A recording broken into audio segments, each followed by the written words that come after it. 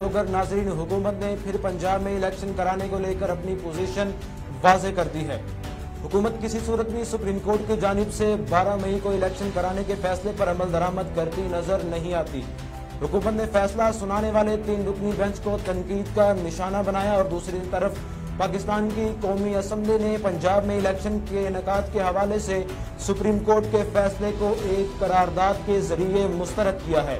कौमी असम्बली में जुमेरात को मंजूर की गई करारदाद में कहा गया है कि ये ऐवान सुप्रीम कोर्ट के 3 रुकनी बेंच का फैसला मुस्तरद करता है।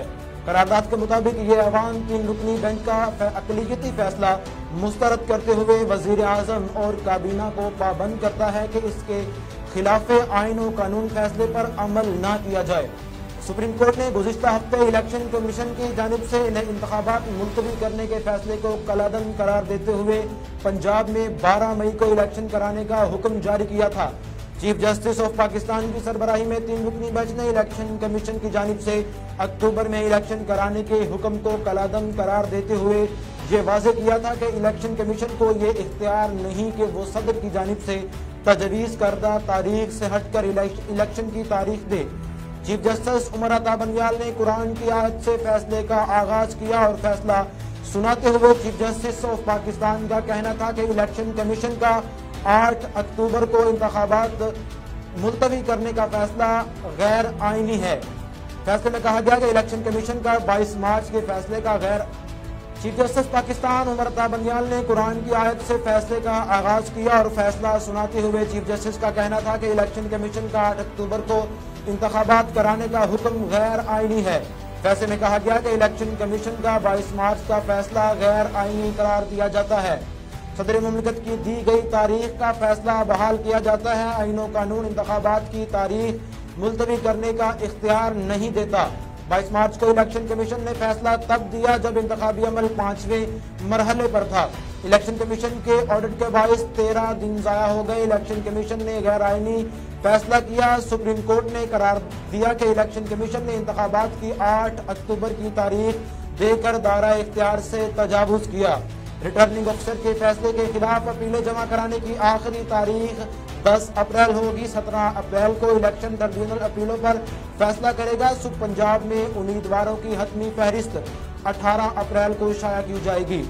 इंतखाबी निशानात 20 अप्रैल तक अलॉट किए जाएंगे। सुप्रीम कोर्ट ने हुक्म दिया कि पंजाब में इंतखाबात शफाफ, गैर जानिबदाराना और कानून के मुताबिक कराए जाएं। वफाकी हुकूमत 10 अप्रैल तक इलेक्शन कमीशन को 21 अरब रुपए का फंड जारी करे। इलेक्शन कमीशन 11 अप्रैल को सुप्रीम कोर्ट में फंड्स मुहैया करने की रिपोर्ट जमा कराए।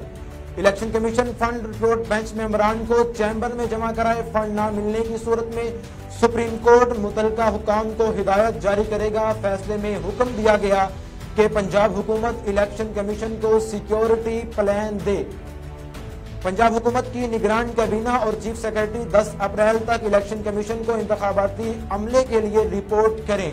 निगरान हुकूमत पंजाब में इंतखाबात के लिए इलेक्शन कमीशन को तमाम मुआवनत और वसाइल फराहम करे। वफाकी हुकूमत इंतखाबात के लिए वसाइल और मुआवनत फराहम करे। फैसले में मजीद कहा गया कि वफाकी हुकूमत इंतखाबात के लिए अफवाज, रेंजर्स, FC और दीगर अहलकार फराहम करे। वफाकी हुकूमत 17 अप्रैल तक इलेक्शन कमीशन को सिक्योरिटी प्लान फराहम करे। वफाकी हुकूमत और निगरान हुकूमत पंजाब ने अदालती हुक्म पर अमल दरामद न किया तो इलेक्शन कमीशन अदालत को आगाह करे। सुप्रीम कोर्ट का कहना था कि अदालत का 1 मार्च को 3-2 के तनासुब से फैसला दिया गया और सुप्रीम कोर्ट की तवज्जो 2 अक़लियती नोटिस पर भी दिलवाई गई।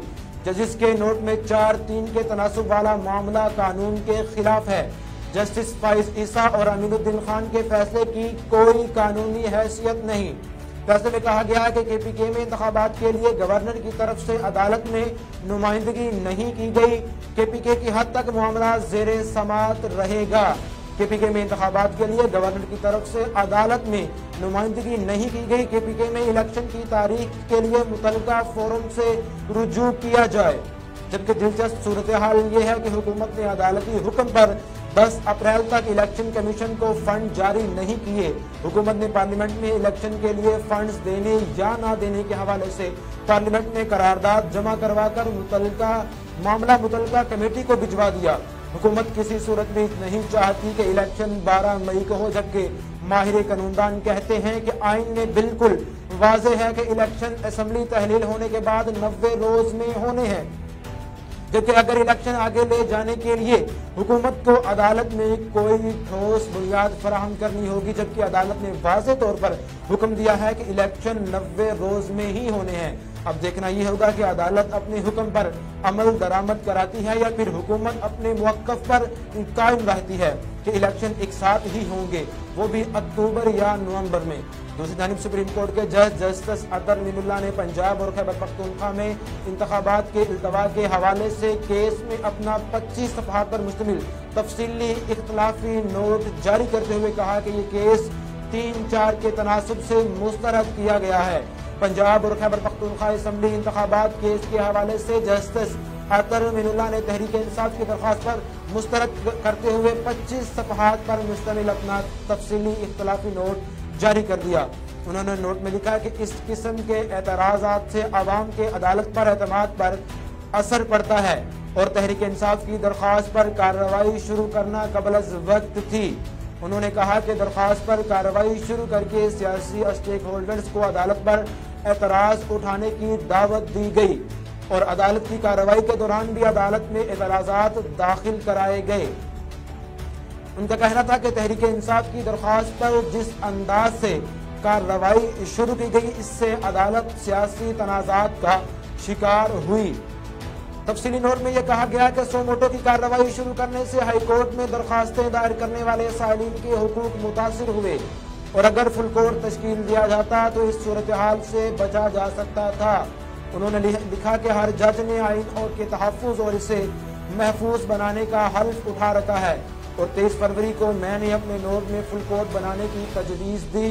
अवाम के एतमाद को कायम रखने के लिए फुल कोर्ट तश्कील दिया जाता है। उन्होंने लिखा कि आर्टिकल 63A की तशरीह के दूररस नताइज मुरत्तिब हुए।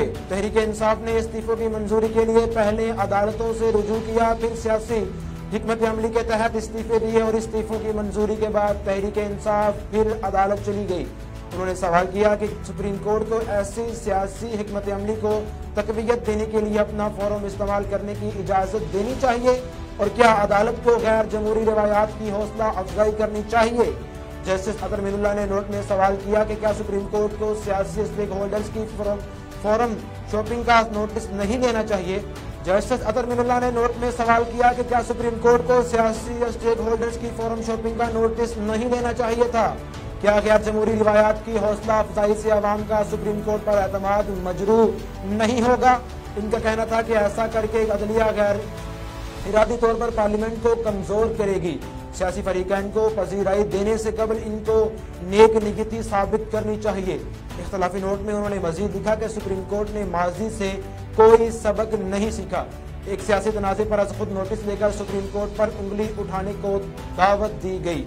इनका कहना था कि सुप्रीम कोर्ट के वकार की बहाली और अवाम के एतमाद की जिम्मेदारी चीफ जस्टिस की बुनियादी जिम्मेदारी है।